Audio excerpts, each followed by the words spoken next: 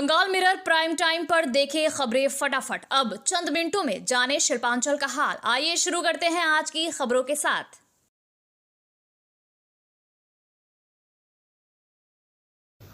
इस न्यूज के title sponsor है Hayat palace world class banquet hall. अन्य स्पॉन्सर है Ramakrishna Mission Ashram private ITI। इसके अलावा होटल पायल इन। पश्चिम बर्धमान जिले के दुर्गापुर महकमा अदालत ने पत्नी की हत्या के मामले में दोषी पति को आजीवन सश्रम कारावास की सजा सुनाई है। अदालत ने आरोपी पर 50,000 रुपए का जुर्माना भी लगाया है। ये मामला वर्ष 2021 में कांगसा थाना क्षेत्र के आड़ा इलाके का है, जिसने उस समय पूरे इलाके में सनसनी फैला दी थी। प्राप्त जानकारी के अनुसार सरकारी बैंक में सहायक प्रबंधक के पद पर कार्यरत बिप्लब परिदा का अपनी पत्नी इप्सा प्रियदर्शनी के साथ घरेलू विवाद चल रहा था।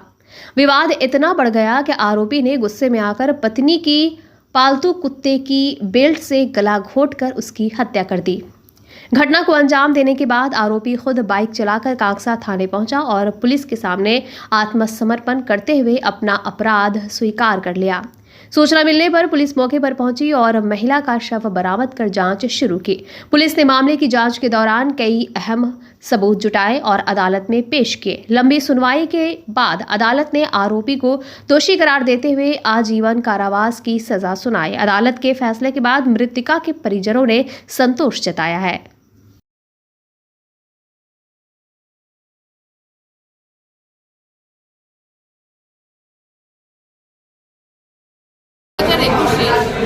সেপ্টেম্বর কেসটা স্টার্ট হয়েছিল।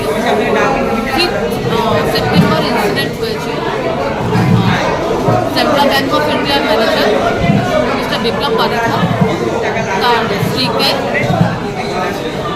কাকসা পিএসের জুরিসডিকশনে ললিত অ্যাপার্টমেন্টে তারা থাকতেন, সেখানে মার্ডার হয়েছিল। উনি নিজেই মার্ডার করেছিলেন। ওনার যে একটা পেট ডগ ছিল, সেই ডগ হার্নেস দিয়ে উনি নিজের স্ত্রীকে মার্ডার করেছিলেন। তারপর থেকে কেসটা স্টার্ট হয় কাকসা পিএসের আন্ডারে। তারপর কেসটা চলতে থাকে, কাস্টাডি ট্রায়াল চলছিল। 5/4/2022 চার্জ হয়, চার্জ ফ্রেম হয়। চার্জ ফ্রেমে 498 আর 302 এবং 304B স্টার্ট হয়, স্টার্ট হয়। তারপর থেকে সাক্ষী শুরু হয়। 27 জন মোট সাক্ষী হয়েছে। সমস্ত সাক্ষী থেকে এটা প্রমাণ করতে পেরেছি, প্রসিকিউশন প্রমাণ করতে পেরেছে যে উনি অ্যাকচুয়ালি দোষী এবং উনি ওনার স্ত্রীকে মার্ডার করেছে। আজকে তার কালকে কনভিক্ট ছিল, আজকে কনভিকশন দিয়েছেন, সাহেব ঘোষণা করেছেন যাবজ্জীবন কারাদণ্ড। 50,000 টাকা জরিমানা। आसनसोल बर्नपुर शिल्पांचल वासियों के लिए शादी विवाह हो या निकाह, जन्मदिन हो या अन्नप्राशन या फिर कोई और आयोजन के लिए अब वर्ल्ड क्लास बैंक्वेट हॉल के लिए चिंता करने की जरूरत नहीं है, क्योंकि हयात ग्रुप का हयात पैलेस बैंक्वेट हॉल आपकी हर जरूरत को पूरा करने के लिए तैयार है। जी हाँ, आसनसोल के इस्माइल आजाद नगर में वर्ल्ड क्लास सुविधाओं से लैस हयात पैलेस में आप कर सकते हैं कोई भी आयोजन। हयात पैलेस में आपको मॉडर्न सुविधाओं से युक्त बैंक्वेट हॉल, स्टेज और स्टार कैटेगरी की सुविधाओं से लैस कमरे उपलब्ध है। ये सुविधाएं आपको किफ़ायती दरों पर उपलब्ध है, तो फिर देर किस बात की। बुकिंग के लिए अभी संपर्क करें 9832213829 पर। और हाँ, बंगाल मिरर के दर्शकों के लिए बुकिंग में विशेष सुविधा मिलेगी। স্কিল ইন্ডিয়া গড়তে উদ্যোগী হয়েছে Asansol Ramakrishna mission Ashram private ITI। মাধ্যমিক উত্তীর্ণ ছাত্রছাত্রীদের স্কিল ডেভেলপ করতে Asansol Ramakrishna mission Ashram private ITI এর উদ্যোগ জীবন নির্মাণে আলোর দিশা। আর এরই মাধ্যমে বিগত 7 বছর ধরে সাফল্যের সাথে এগিয়ে চলেছে। Asansol Ramakrishna mission Ashram private ITI এর বিভিন্ন কোর্সগুলির মধ্যে রয়েছে ইলেকট্রিশিয়ান কোর্স ও ফিটার কোর্স 2 বছরের জন্য, ওয়েল্ডার ও computer operator and program assistant course 1 বছরের জন্য। শুধু তাই নয়, প্লেসমেন্টেরও ব্যবস্থা চোখে পড়ার মতো। বিভিন্ন কোম্পানি প্লেসমেন্টের মাধ্যমে আইটিআই ট্রেনিদের উজ্জ্বল ভবিষ্যৎ গড়ার লক্ষ্যে এগিয়ে এসেছেন। Asansol Ramakrishna mission Ashram private ITI থেকে প্রশিক্ষণপ্রাপ্ত ছাত্রছাত্রী উভয়েই প্লেসমেন্ট পেয়েছে। কোম্পানির কর্তৃপক্ষ তাদের দক্ষতা এবং আচরণ নিয়ে প্রসন্ন। তাই আমাদের লক্ষ্য ছাত্র ও ছাত্রী উভয়ের দক্ষতাকে সমান্তরালভাবে এগিয়ে নিয়ে যাওয়া। ভর্তি সংক্রান্ত বিশদ বিবরণ জানার জন্য এখনই যোগাযোগ করুন 7585874749 এই নম্বরে। कोयला ट्रांसपोर्टिंग में कथित रंगदारी टैक्स वसूली के खिलाफ रानीगंज के पंजाबी मोड़ में कोल ट्रेडिंग यूनियन के बैनर तले कारोबारियों ने बैठक की। करीब 100 से अधिक व्यवसायियों ने आरोप लगाया कि कोयला परिवहन के दौरान जबरन अतिरिक्त पैसे मांगे जा रहे हैं। कारोबारियों का कहना है कि पैसे नहीं देने पर धमकी और मारपीट की घटनाएं हो रही है। उनका आरोप है कि विजय और महिजुल नामक कुछ लोग अवैध वसूली कर रहे हैं। अतिरिक्त टैक्स के कारण कोयले की कीमत बढ़ रही है और कारोबार प्रभावित हो रहा है। व्यवसायियों ने बताया कि 4 मई से कई इलाकों में कोयला परिवहन प्रभावित है। उन्होंने पुलिस कमिश्नर को लिखित शिकायत देने और कार्रवाई नहीं होने पर आंदोलन की चेतावनी दी है।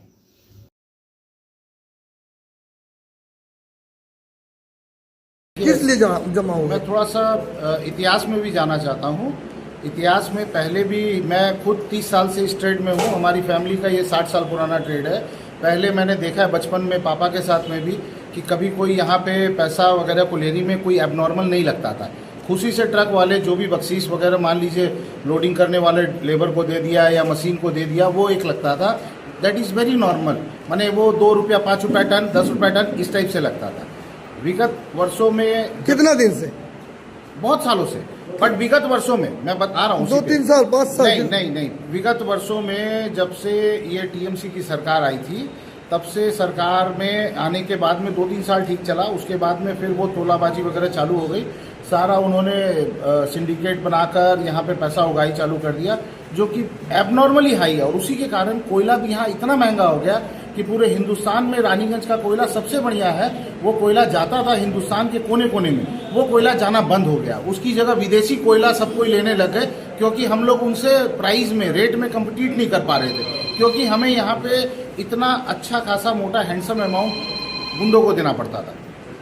तो अभी सरकार जब बदली तो हमारी बहुत अपेक्षाएं थी सरकार से, क्योंकि सरकार जो बदली, हमारे माननीय प्रधानमंत्री, हमारे होम मिनिस्टर अमित शाह जी, हमारे शुभेंदु अधिकारी जी जो बंगाल के बड़े नेता हैं, श्यामिक भट्टाचार्य जी बीजेपी के, उन्होंने सब ने यही बताया कि तोलाबाजी ये सब हम लोग नहीं चलने देंगे। तो हम लोगों के मन में एक आशा की किरण जागी।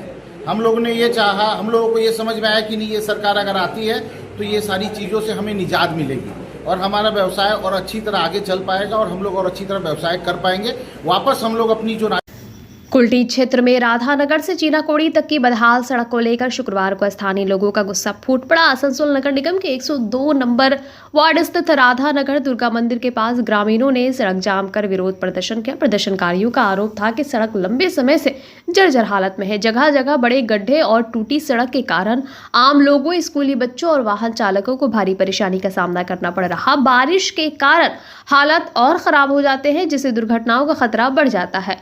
ग्रामीणों ने कहा कि कई बार पार्षद और प्रशासन को शिकायत देने के बावजूद केवल आश्वासन मिला, लेकिन सड़क मरम्मत का काम शुरू नहीं हुआ। इसी के विरोध में शुक्रवार सुबह लोगों ने सड़क जाम कर प्रशासन के खिलाफ नारेबाजी की। सड़क जाम की सूचना मिलते ही नेमतपुर फाड़ी पुलिस मौके पर पहुंची और प्रदर्शनकारियों से बातचीत की। पुलिस के आश्वासन के बाद ग्रामीणों ने जाम हटाया और यातायात सामान्य हुआ। हालांकि लोगों ने साफ कहा कि यदि जल्द सड़क निर्माण शुरू नहीं हुआ तो आंदोलन और तेज किया जाएगा।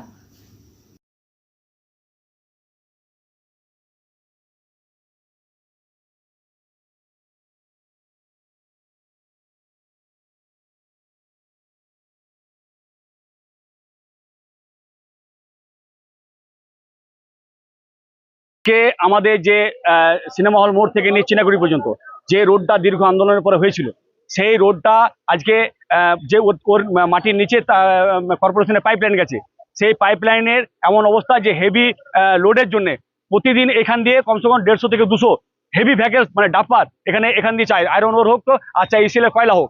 তার ফলে কি হয়েছে, পুরো পাইপলাইন ভিতরে ধসে গেছে এবং জায়গায় জায়গায় পাইপলাইন লিক হয়ে গেছে।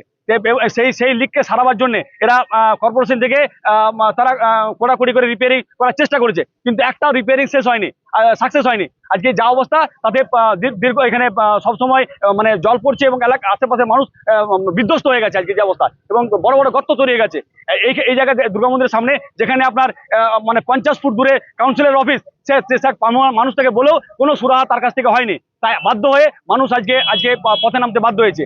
আজকে দেখুন এজি চার্চ স্কুলে যেখানে 2,500 থেকে 3,000 স্টুডেন্ট প্রতিদিন ওখানে আপনার স্কুলে আসে, সেইখানটাতে যে আপনার পুল আছে, সেই পুলটা অর্ধেকটা ধসে গেছে, অর্ধেকটা শুধু বেঁচে আছে। তার উপর দিয়ে রেগুলার মানে 70 থেকে 80 টনের ডাম্পার রেগুলার 150 গ্রাম যাচ্ছে, যে কোনো সময় বড় দুর্ঘটনা সেখানে ঘটে যেতে পারে। এটা কর্পোরেশনের প্রতি, এবং যেহেতু কর্পোরেশন এখানে যে পাইপলাইনটা করেছিল সেই পাইপলাইনের জন্য রোডটা খারাপ হয়েছে, এবং এখানকার কাউন্সিলরের প্রতি, যে কাউন্সিলর পয়সা খেয়ে কাটমানি খেয়ে ওই হেভি ভেহিকল চালাবার সে পারমিশন দিয়েছে, এবং তার জন্য আজকে আমাদের রোডের অবস্থা, আমাদের এলাকার মানুষের অবস্থা। তার নাম হচ্ছে সৌরভ মাঝি।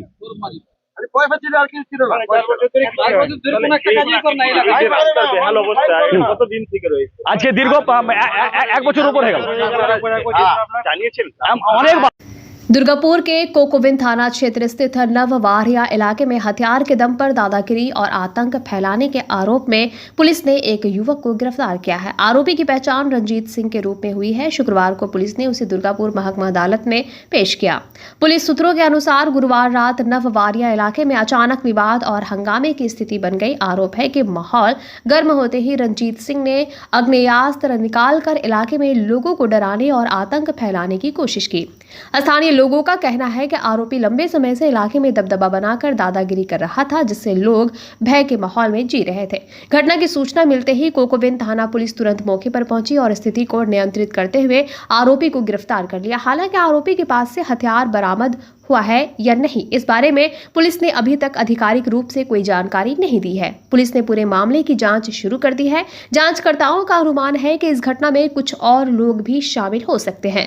उनकी तलाश में लगातार छापेमारी की जा रही है। घटना के बाद इलाके में तनाव का माहौल बना हुआ है और लोग पुलिस की कार्रवाई पर नजर बनाए हुए हैं। पश्चिम बंगाल माध्यमिक परीक्षा में राज्य स्तर पर 10वां स्थान तथा जिले में प्रथम स्थान प्राप्त कर अभिषेक दास ने आसनसोल का नाम रोशन किया है। उनकी इस शानदार उपलब्धि पर पूरे इलाके में खुशी का माहौल है। Asansol Ramakrishna mission high school के मेधावी छात्र अभिषेक दास को सम्मानित करने के लिए आसनसोल उत्तर विधानसभा के विधायक कृष्ण नंदू मुखर्जी के निर्देश पर उनके प्रतिनिधि मंडल ने स्कूल पहुंचकर छात्र का अभिनंदन किया। स्कूल के सामने आयोजित इस सम्मान समारोह में अभिषेक दास को फूलों का गुलदस्ता और श्रीमद् भागवत गीता भेंट कर सम्मानित किया गया। साथ ही उनके उज्जवल भविष्य की कामना करते हुए हर परिस्थिति में साथ रहने का संदेश भी दिया गया। इस अवसर पर उपस्थित लोगों ने कहा कि अभिषेक की सफलता न केवल स्कूल बल्कि पूरे जिले के लिए गर्व की बात है। उनकी मेहनत और लगन आने वाली पीढ़ी के छात्रों के लिए प्रेरणा बनेगी।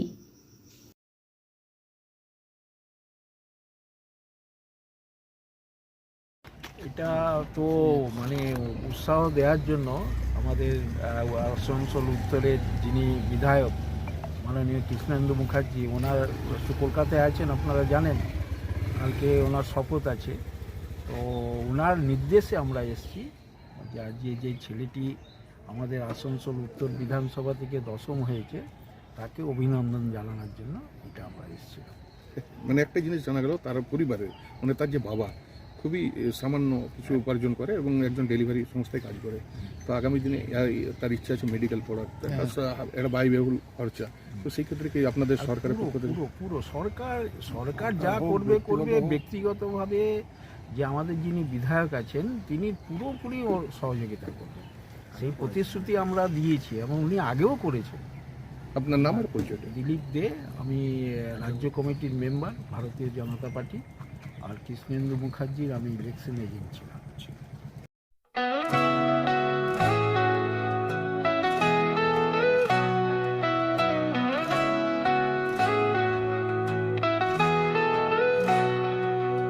उड़नों की ऊंचाई हर कदम पर। पश्चिम बंगाल के दुर्गापुर में शुक्रवार शाम अचानक आए काल बैसाखी तूफान ने शहरवासियों की मुश्किलें बढ़ा दी। शाम होते होते औद्योगिक नगरी के आसमान में काले बादल छा गए और देखते ही देखते तेज आंधी गरज चमक के साथ मूसलाधार बारिश शुरू हो गई। अचानक बदले मौसम ने पूरे शहर में अफरा तफरी का माहौल पैदा कर दिया। तेज तूफान के कारण शहर के कई इलाकों में पेड़ों की डालियां टूटकर गिर गई। सबसे बड़ी घटना सिटी सेंटर स्थित दमकल केंद्र के पास हुई, जहां एक विशाल पेड़ सड़क किनारे खड़ी 2 4 पहिया गाड़ियों पर गिर पड़ा। हादसे में दोनों वाहनों को भारी नुकसान पहुंचा। हालांकि राहत की बात यह रही कि घटना में किसी के हताहत होने की सूचना नहीं है। आंधी शुरू होते ही शहर की सड़कें लगभग सुनसान हो गई। लोग जान बचाने के लिए सुरक्षित स्थानों की ओर भागते नजर आए। तेज बारिश और तूफान की वजह से कई इलाकों में यातायात भी प्रभावित हुआ और कुछ समय के लिए आवाजाही में दिक्कतें देखी गई। स्थानीय प्रशासन पूरे हालात पर नजर बनाए हुए हैं। काल बैसाखी के इस अचानक बदले रूप ने जहां लोगों को भीषण गर्मी से राहत दी, वहीं दूसरी ओर तूफान से हुए नुकसान ने शहरवासियों की चिंता भी बढ़ा दी है।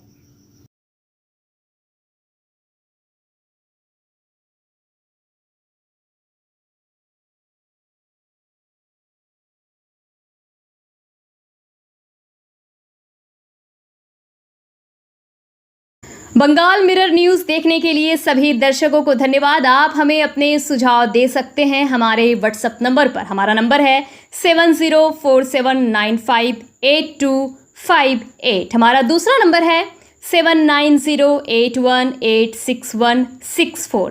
कृपया हमारे चैनल को लाइक और सब्सक्राइब करें।